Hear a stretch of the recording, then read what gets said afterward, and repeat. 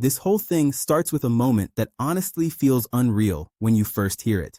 Canada isn't just annoyed. Canada isn't just pushing back quietly behind the scenes. Canada is openly, deliberately repositioning itself in the global economy, and doing it in a way that sends a very clear message to Washington. And the timing? That's what makes it hit harder. While Donald Trump is out there talking about tariffs, dominance, and even floating threats about Greenland, Canada is doing something far less dramatic on the surface, and far more consequential underneath. Let's start with something most people overlook. This wasn't a random announcement, it wasn't impulsive, and it definitely wasn't emotional. What Canada just did took months of planning, careful signaling, and very intentional patience. Over the past few days, Canadian Prime Minister Mark Carney made a high-profile state visit to China. He met directly with Xi Jinping and senior Chinese officials.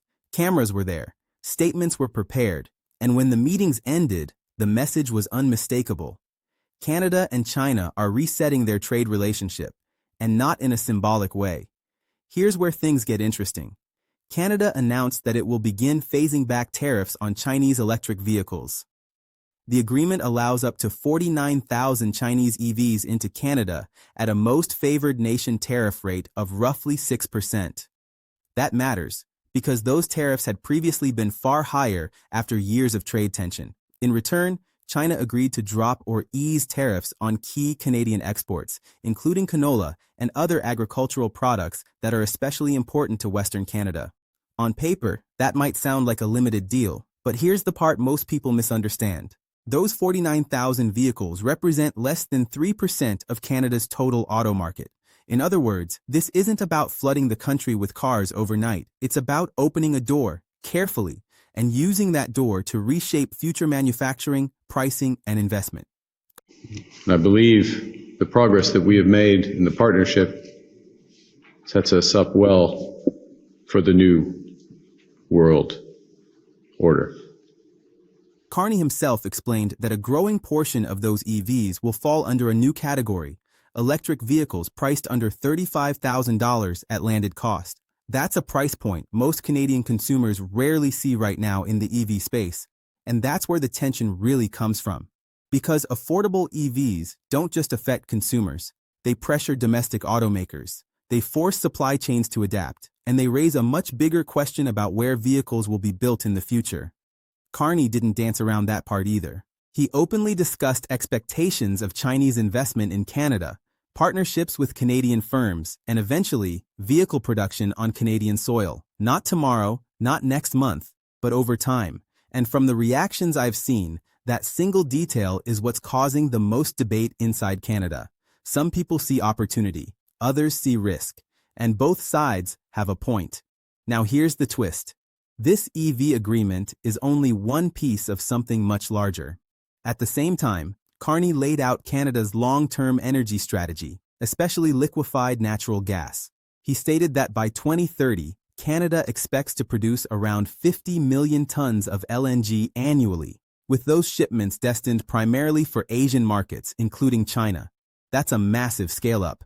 Canada exported its first LNG shipment to Asia just last year. This isn't theory. Infrastructure is already being built.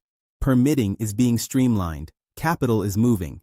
And in Carney's words, Canada intends to become one of the lowest risk, lowest cost, and lowest carbon suppliers in the world. Now contrast that with what's happening south of the border. Around the same time Canada was announcing these methodical, multi-year plans, Donald Trump was once again embracing the persona he clearly enjoys, calling himself the tariff king, framing trade as a blunt instrument, and openly threatening economic punishment for countries that don't align with his geopolitical goals. At one point, Trump even suggested imposing tariffs on countries that don't support U.S. actions related to Greenland, citing national security. Whether those comments are posturing or strategy is up for debate. But the contrast in tone couldn't be sharper. And that contrast is exactly what Carney addressed when he used a phrase that instantly caught global attention: a new world order. Now, for some people, those words immediately trigger conspiracy alarms. But when Carney was asked directly what he meant, his explanation was far more technical and far more revealing. In his view, the old global trade architecture is eroding. Institutions like the WTO, IMF, and traditional multilateral frameworks are losing influence.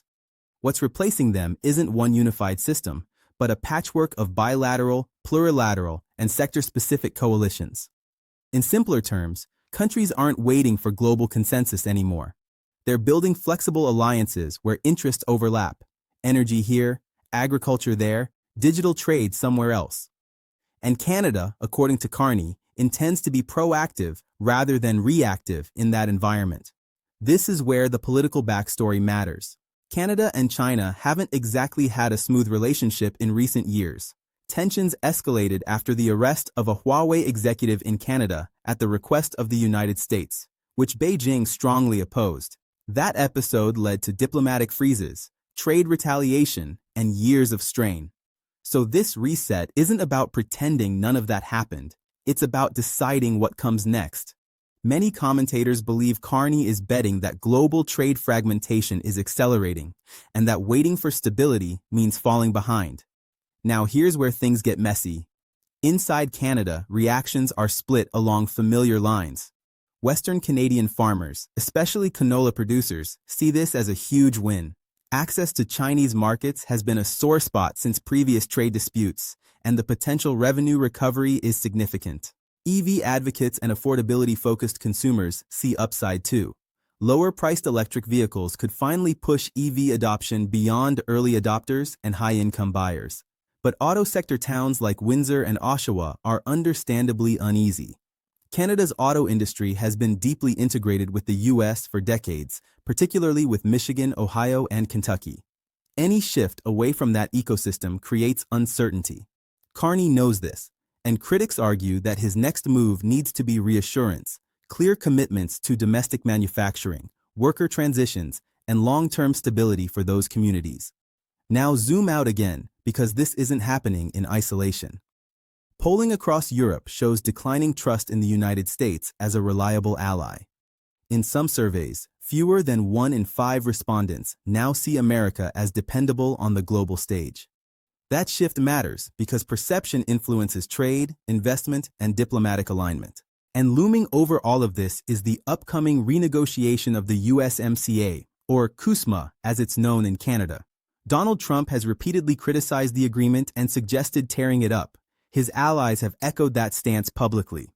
Whether that's leverage or genuine intent remains unclear, but Canada appears to be preparing for the possibility that the deal collapses. In my view, that preparation explains a lot of Carney's recent moves.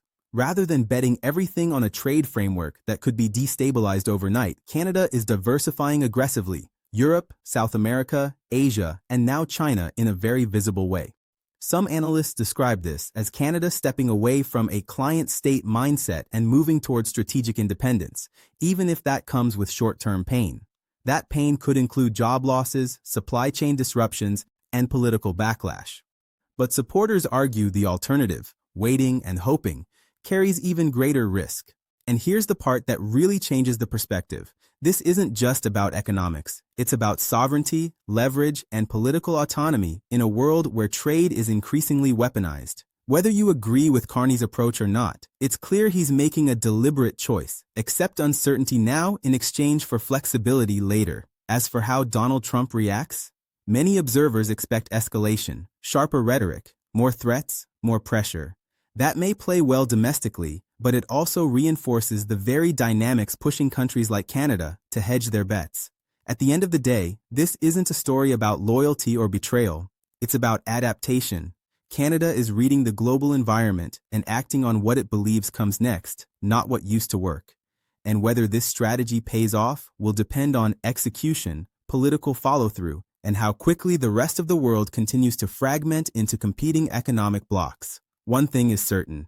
The old assumptions about North American trade, automatic alignment, and unquestioned partnerships are being tested in real time. And Canada just made it clear it's not waiting around to see how that test ends. If you found this helpful, consider subscribing. I appreciate you.